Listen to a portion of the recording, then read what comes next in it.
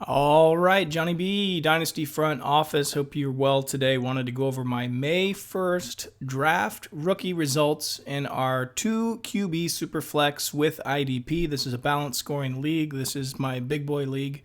And I wanted to show you a couple of things that happened, especially obviously with the number one going to Tua.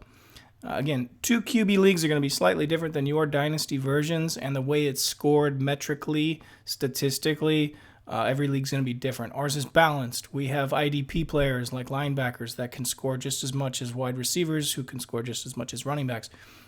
We've balanced the PPR, the yards, the interceptions. For instance, in our league, if you throw a pick six, it's -6. If you throw an interception, it's -4. We've balanced it out so that the quarterbacks or running backs are not king. But here we go. Let's take a look at this. Obviously, we had expectations of Burrow going here. Burrow fell to 8. And I'm just showing you this because most guys do their drafts later in the summer. Only the top-notch leagues, in my opinion, do them in May. It requires a lot more studying. Yes, you could call it's more guesswork, but at the same time, you should never reward a guy, for waiting till August or September even. I've seen those type of drafts, and they're just no fun because guys move up the board. Like this guy right here, Mims at 209. I think he is starting to move up my board fast. I'm really surprised even he went this late in our draft. But let's go through it really quick. I'll give you my 2 cents. I'll, give you some ideas. So obviously this guy's making a lot of noise in Kansas City, but I still think the number one running back is still Dobbins, J.K. Dobbins, Baltimore, because of his landing spot. I think, yes, this is Brian Westbrook in reincarnate, and Andy Reid loves his Brian Westbrook type runner, but I think in the long run you're going to want to go here. So in my opinion, Dobbins should actually be coming off the board before him. I'm going to go against the grain there. I get it. I love my Kansas City running backs too. That's my opinion, and we'll see how it all pans out. So I've highlighted him.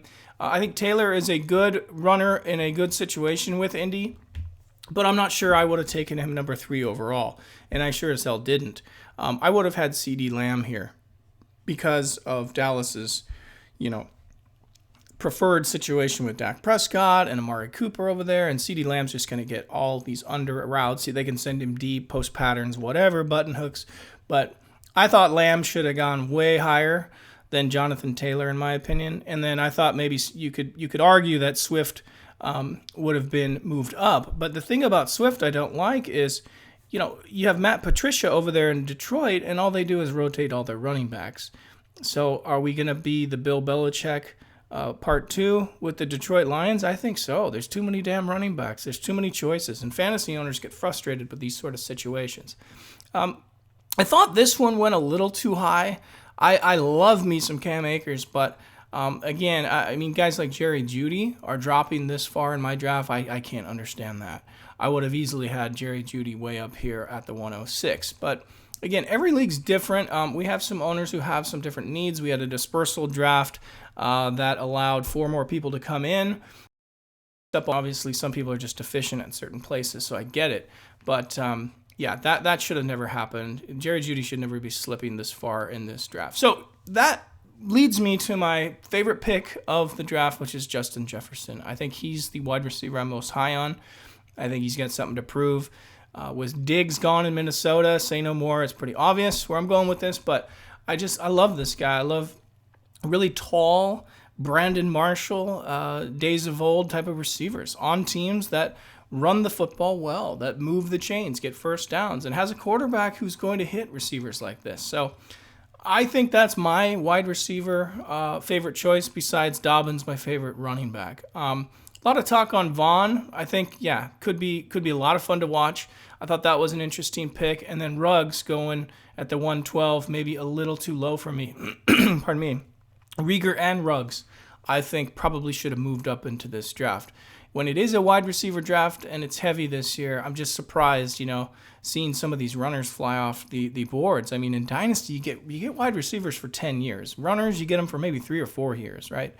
I get it, and I'm one of the ones that preached this in the past with the Kamaras of the world. I mean, yes, I did strike him. I struck Leo Fournette and a bunch of other guys. And so I'm not dogging the runners, but we're entering a new world where there is no more lion's share running backs. The Le'Veon Bells of the old are gone. Todd Gurley's of the old are gone. There's more runners coming in. So my advice is do your studying with these wide receivers. Move up your board to go get a wide receiver. Love this guy. I think Buffalo is the next team to beat over there. T. Higgins, another guy who has a really fine situation in Cincinnati. I like his style, and I think with the A.J. Green situation, the new quarterback, young versus young, Burrow throwing to this kid, I think he's going to be busy. So I like wide receivers on teams exactly like Mims where they're going to be down and score. And so obviously with Cincinnati and Burrows, lots of air targets and things like that. I would never go after a Joe Mixon. I would go after a wide receiver on Cincinnati. And the same goes for the Jets. I'd rather be interested in who's catching the ball there too. Isaiah Simmons is one of my favorite linebackers. I think if you play IDP, I think this was spot on. Where he's going here. You could argue Murray is probably my next favorite guy on the Chargers, but I really like this guy a lot, and I think in Arizona he's going to be very busy. Obviously, Chase Young's probably the best football player and defender in the draft, but you have to have a certain need in our league to go after defensive end. So, he probably went too late here. I thought he would have went probably the end of the first round, but that's okay. Washington is building a juggernaut over there on defense. So if you play IDP and you're in need of a defensive end, hell yeah. Traditionally, though, what happens in our league, because it's a salary cap league, the salaries of these guys go skyrocket, right? So I'd rather go get a young linebacker, in my opinion. The linebackers in our league score really good, juicy points, especially if you get a 3-down linebacker. So this one is going to be a choice depending on the league settings you have, obviously. But make no mistake, this is Aaron Donald Part 2. You're never going to see another Chase Young, magnificent player, and rightfully so in our league going where he did. Herbert is another quarterback. I think a lot of talk on him. He certainly could be the best quarterback in the draft. I argue Tua is, and then I have Herbert 2, and then Burrow number 3, and people laugh at me. He's going to be sitting. He's going to be waiting, but that arm of his, and in Charger camp with the weapons that are going to be in the LA Chargers, I can't put him lower as most people maybe have. He's just a solid dude. Patrick Queen, another very strong linebacker, you could argue. Some had him overall number 1.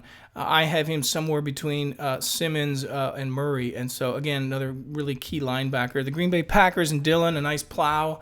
I thought he had a really good college career, and I think he can duplicate that in the NFL. The thing that I just don't advise is, other than Aaron Jones years ago, I stole him at a rookie draft. I think I got him in the 8th round or something in my rookie draft. Other than, trying to get Green Bay runners late, I don't like trading up for them because they're just a dime a dozen. Now you're going to, same thing with the Detroit Lions. You're going to have too many damn running backs over there, and I don't like those situations. I'd rather go get, like I said, my wide receivers. Dynasty championships are built around wide receivers. And if you have IDP, you're going to need your linebackers. That's just my opinion. The last guy I'll say, and I'm a 49er fan, I really, really love, this kid right here. I love Brandon because of the situation, I think, with Debo and, Kittle. It's going to open up some sneaky plays that Shanny's going to run, and just being a Niner fan, they're going to use him a lot.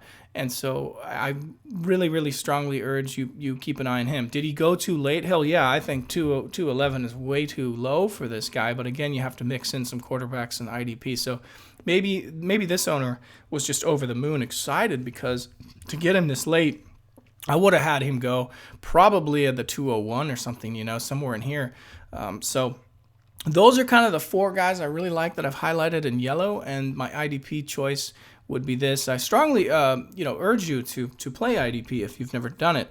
Our league is a little over such eccentric because you know where very well we start, 27 people every week. That's wide receivers, quarterbacks, tight ends, safeties. We even have punters and kickers. We have everything. We're trying to mimic the NFL. And if everybody has a salary cap to it, it makes it even more difficult to keep all the top players. So trading happens a lot in our league. But try IDP. Try out something small. maybe one linebacker, one defensive end or tackle, and a safety cornerback, and just play around with it as you go through your new season here. And I try, this is the perfect time right now. You're in May. Gather your guys and try to get a Dynasty League started. If you have any questions, you can email me at upsidedowndrafting@gmail.com. But I'm happy to walk you through. I've done a video on how to start a Dynasty Fantasy Football League. You can look at my videos for that.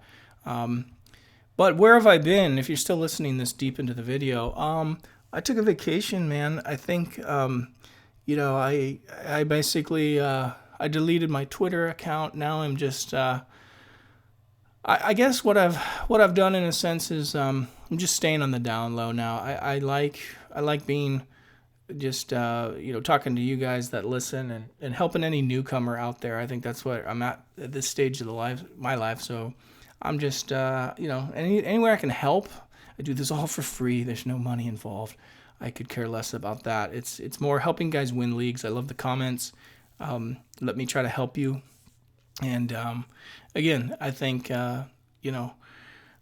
this is a fun draft class. You're never going to see such a deep class, in my opinion, the wide receivers and everything. And this thing, we go 10 rounds. Okay, this is only a small snapshot of what was happening. But you're probably wondering who's on my team. Well, I have an amazing team. I have Christian McCaffrey. I have Josh Allen at quarterback. I have Devin Singletary, Austin Eckler.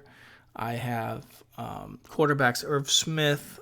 I have Godart, okay, and I have Travis Kelce, along with just some amazing linebackers and defensive ends. I have Buckner. So I'm probably the team to beat. I've assembled my team in a manner, though, where I really forgave a ton of future. So I have no 2021 picks.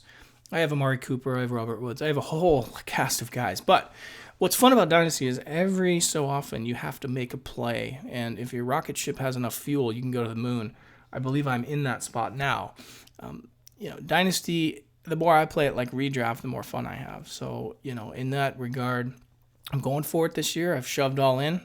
I basically was drafting in the 9th round of this league. I got some really good linebackers in the 9th round, believe it or not. So that's the one thing, hopefully you play future draft picks, but only 1 year. Don't play in a league where they trade 2 years out, because then people quit.